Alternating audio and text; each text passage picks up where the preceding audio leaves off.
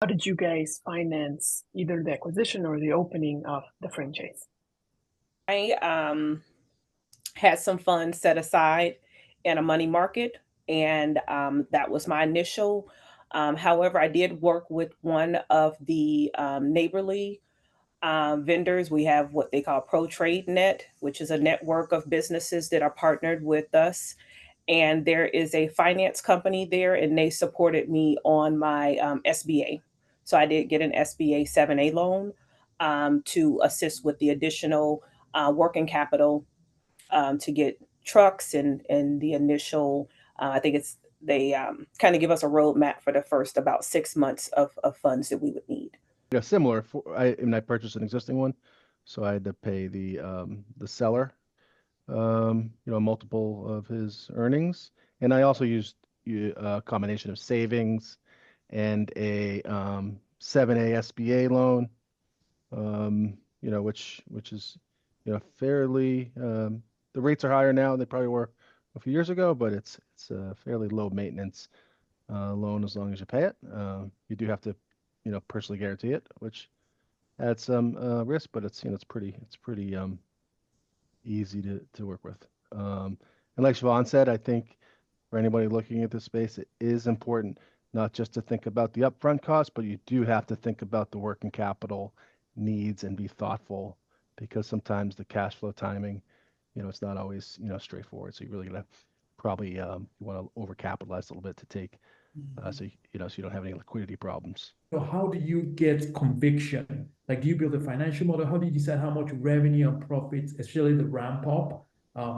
So how did you do that research? I think if we start with Chevonne and then if Neil can address this. Um, so I, and some people kind of joke with me because I do so many entrepreneurial like programs. So I will say, like I said, I am a veteran. So I did go through the Reboots to Business program, and they have a portion of it that is on revenue.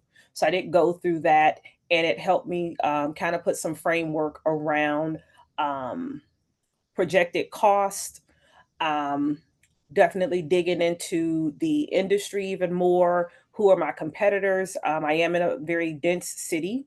There are two other locations here as well. So looking at that, comparing, how much are their rates? How much are they charging?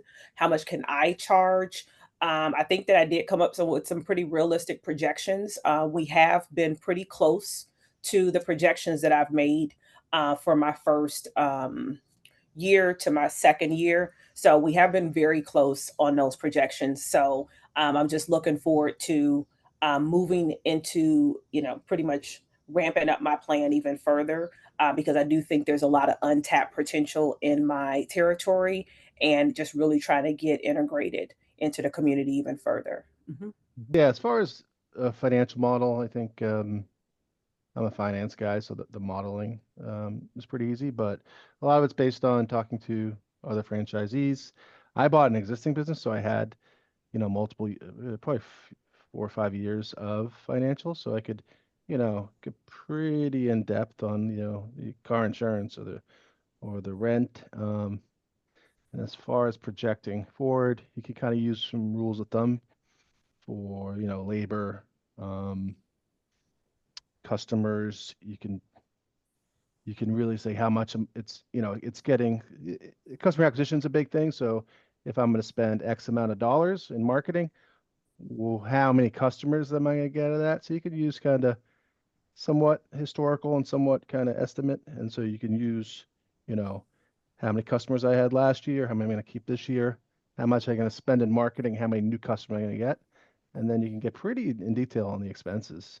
So you can get pretty, close. You kind of never know what's going to happen, but you can kind of definitely create a roadmap with all the information. And then, especially when you talk to other franchisees who are usually very forthcoming. Of financing and like building a financial model, how does Neighborly help? And I think Chevonne mentioned Pro Trade Net, so that would be pretty interesting to hear. Yeah, and from the Pro Trade Net perspective, and that is our vendor network. We have over 275 different vendors, of which a few of those do focus on financing for our franchisees. And typically what we do, it depends on what's the best financing route that a candidate wants to take, because there's a couple of different ways that you can fund your franchise. Obviously it's cash and, you know, securities. And I think Chevonne mentioned that's kind of how she started.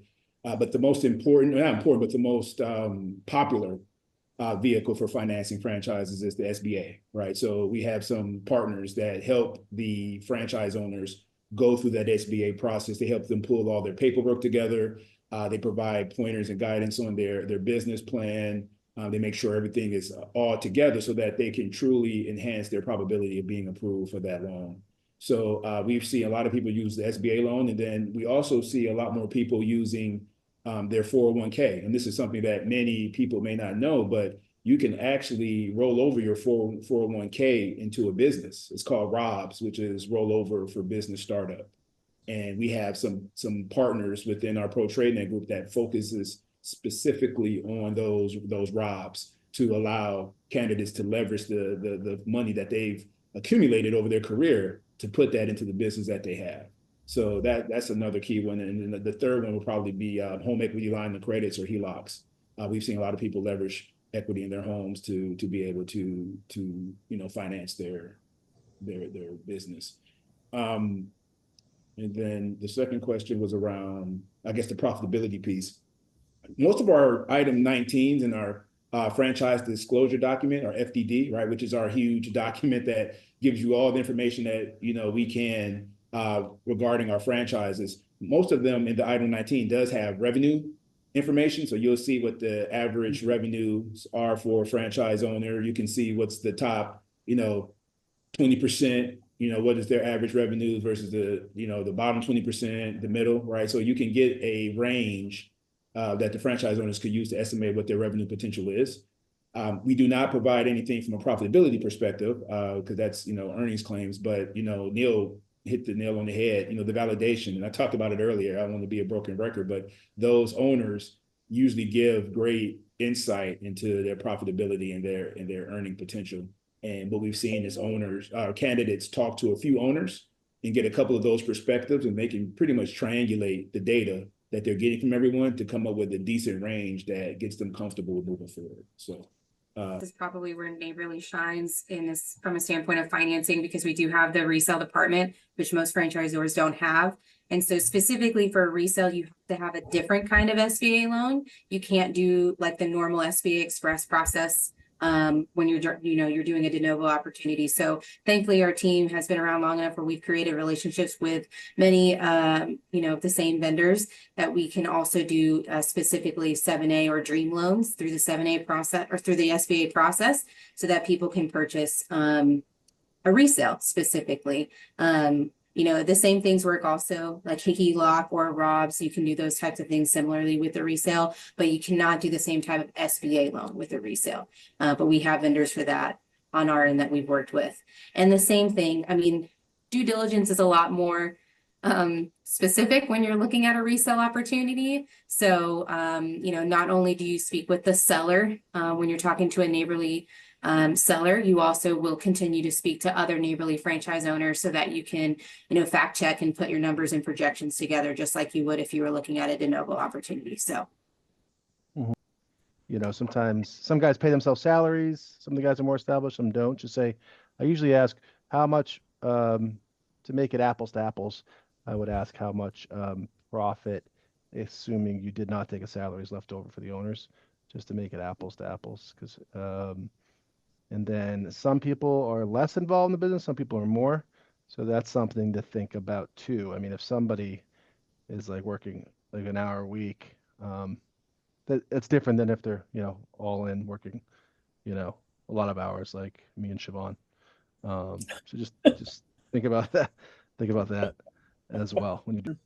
In my working with the broker that I worked with, one of my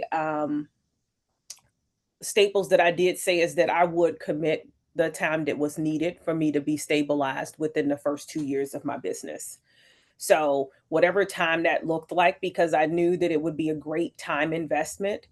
And having come from the job that I just came from, working 7 days a week, 13, 14 hours a day, I'd rather pour that time into my own organization than into someone else's dream, right? So I was truly dedicated and committed to giving that type of time for me to build a solid foundation so that my business could be successful moving forward. And I could then step back and be above it and making sure that I have a lot of processes in place so that it can operate without my hand in everything, just because I understand the more I'm in the middle of things, the slower down, like it can slow things down in the progress that needs to be made. So that's something that I think is very critical for people to think about when starting a business, is that if you're in everything, you can't grow it, right?